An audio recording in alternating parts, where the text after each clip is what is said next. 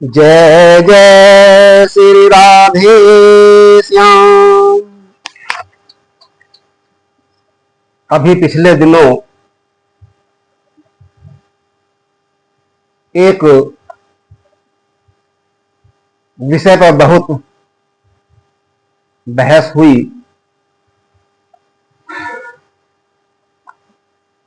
क्या भागवत की कथा ब्राह्मण के अलावा कोई अन्य जाति का पुरुष भी कर सकता है? और इस पर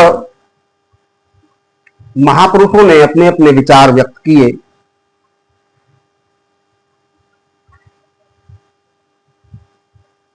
इटावा के गांव में यादव समाज के कथावाचक अपनी जाति छिपाकर भागवत कथा करने पहुंचे थे, जिसका वहां के ब्राह्मण समाज ने विरोध भी किया और उनके साथ अशिष्ट व्यवहार भी किया, जो नहीं करना चाहिए था। इसी क्रम में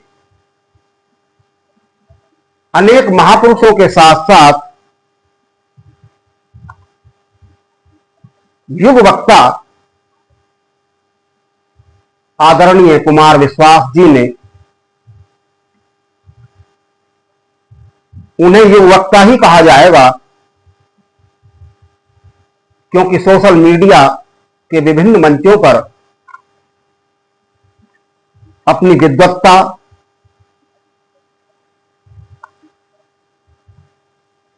अपनी प्रखर वाणी से पूरे विश्व को प्रभावित किए हुए हैं। निश्चय ही वे महान कवि,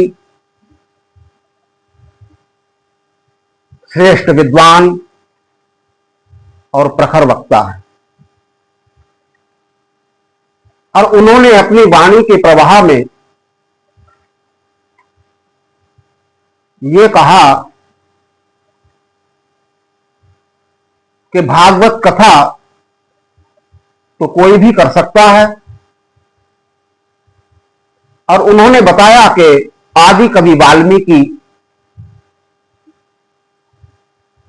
और भागवत महाभारत जैसे ग्रंथों के रचयिता वेद व्यास जी भी ब्राह्मण नहीं थे। इतना बड़ा विद्वान ऐसी भूल कैसे कर सकता है, इसका बहुत आश्चर्य है। बहुत समय से पता नहीं कैसे आदि कवि महर्षि वाल्मीकि को निम्न जाति का बताया जा रहा है, किंतु वाल्मीकि रामायण में, उनकी जीवनी में तो ऐसा नहीं है। वाल्मीकि जी ने खुद को प्रचेता का 10वां पुत्र बताया है, और प्रचेता को शास्त्रों ने भृगु, वशिष्ठ, नारद आदि का भाई बताया। नारद जी जिनके गुरु हैं,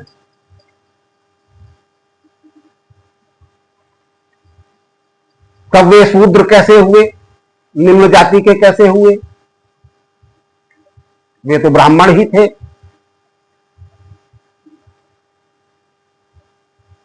हां, जन्मांतर में वे व्याधों के संग रहकर व्याध कार्य में कुछ समय के लिए लग गए थे, और जन्मांतर में तो स्तंभ नाम के वत्स गोत्रीय ब्राह्मण थे। फिर किसी जन्म में अग्नि शर्मा नाम के भी ब्राह्मण हुए।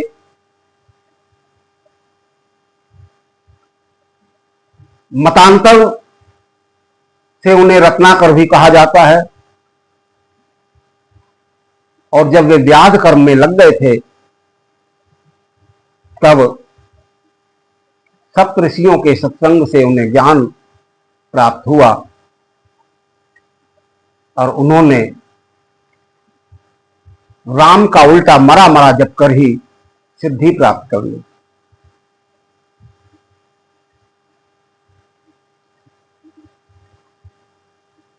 जिन्होंने रामायण ग्रंथ लिखा, आदि काव्य रामायण, वे तो प्रचेता के 10वें पुत्र महर्षि वाल्मीकि ही थे। वाल्मीकि नाम के अनेक महापुरुष हो सकते हैं और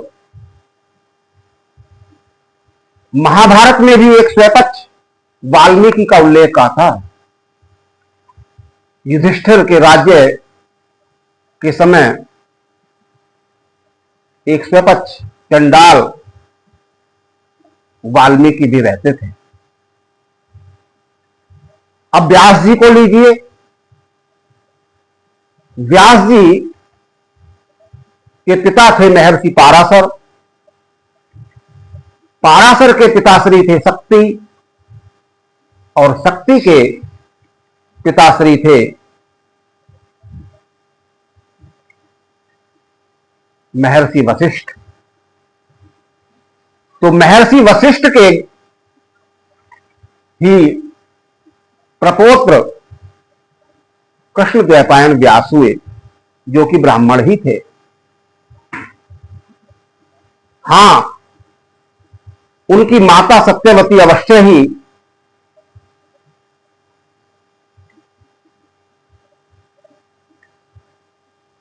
धीवर जाति की थी, किंतु जाति और गोत्र तो पिता से चलता है, तब भी चलता था और आज भी चलता है। और वंश दो प्रकार से माने जाते हैं। एक होता है बिंदु वंश, जो पिता से चलता है, और दूसरा होता है नाग वंश, जो गुरु परंपरा से चलता है। तब समझ में नहीं आता कि व्यास जी को कुमार विश्वास जैसे अति प्रतिष्ठित विद्वान व्यक्ति ने शूद्र कैसे बता दिया। अब प्रश्न है कि ब्राह्मण के अलावा भी कोई भागवत कर सकता है? तो किसी की आज मनाही नहीं है। अनेक लोग भागवत का वाचन कर रहे हैं, ब्राह्मण भी उन्हें बुलाते हैं, किंतु शास्त्रों में ब्राह्मण के अलावा किसी को व्यासपीठ पर विराजमान होकर देवताओं की स्थापना करके, कलश की स्थापना करके धार्मिक अनुष्ठान के रूप में भागवत करने का निषेध ही है। यहां तक कि जब बलराम जी तीर्थ यात्रा के समय नैमिषारण्य आए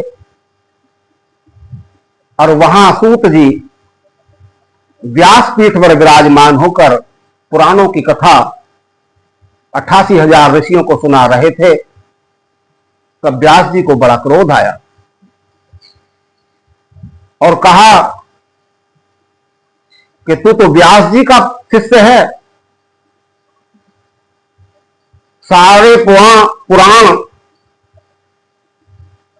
पुराणों का तूने अध्ययन किया है, फिर भी श्रेष्ठ ब्राह्मणों से ऊंचे आसन पर क्यों बैठा है? उस समय भी बलराम जी को यह बात अच्छी नहीं लगी थी और उन्होंने सूत जी का वध कर दिया। सूत जाति प्रतिलोम जाति होती है, विलोम जाति। ब्राह्मणी माता और क्षत्रिय पिता के संसर्ग से जो पुत्र पैदा होता है वह सूत कहलाता है। और जब बलराम जी ने सूत जी की हत्या कर दी तब उन ऋषियों ने बलराम जी से प्रार्थना की कि आपका अवतार तो धर्म की रक्षा के लिए हुआ है, आप तो वेद की सीमा हैं, आप धर्म की सीमा हैं, किंतु सूत जी को तो हमने ही वर्ण किया था, आपने ये अच्छा नहीं किया।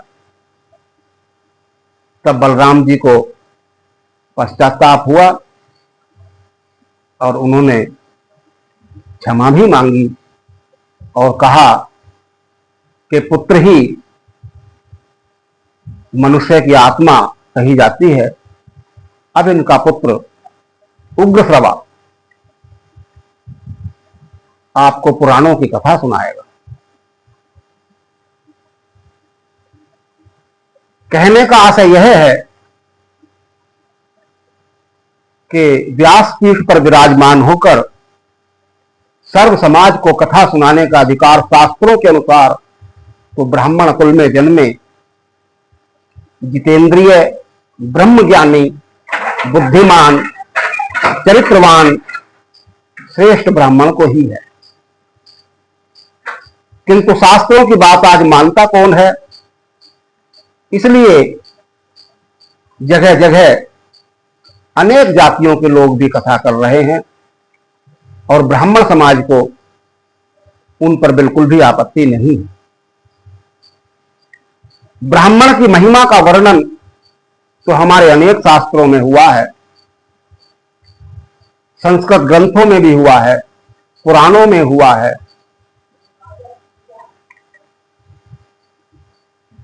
कहा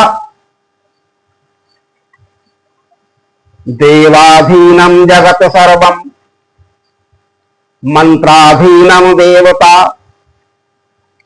ते मंत्रम ब्राह्मणाधीनम तस्मात् ब्राह्मण देवता। हमारे शास्त्रों में कहा गया है कि यह संसार सकल संसार देवताओं के अधीन है और देवता मंत्र के अधीन है और वे मंत्र ब्राह्मणों के अधीन है, इसलिए ब्राह्मण भी देवता ही हैं।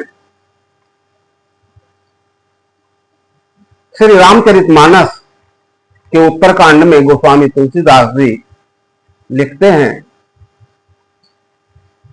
कि महादेव शिव ब्राह्मण की महिमा बता रहे हैं। इंद्र कुलिस मम शूल विशाला काल दंड हरि चक्र कराला जो इनके मां रे नहीं मरही विप्रद्रोह पावक सो जरही।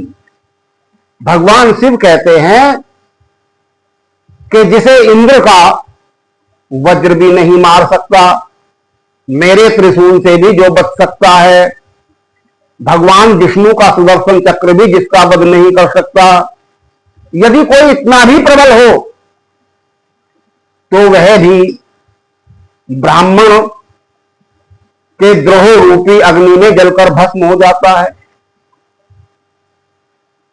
और रामचरितमानस के उत्तरकांड में ही गोस्वामी जी लिखते हैं, जब कलयुग के लक्षण वे बताते हैं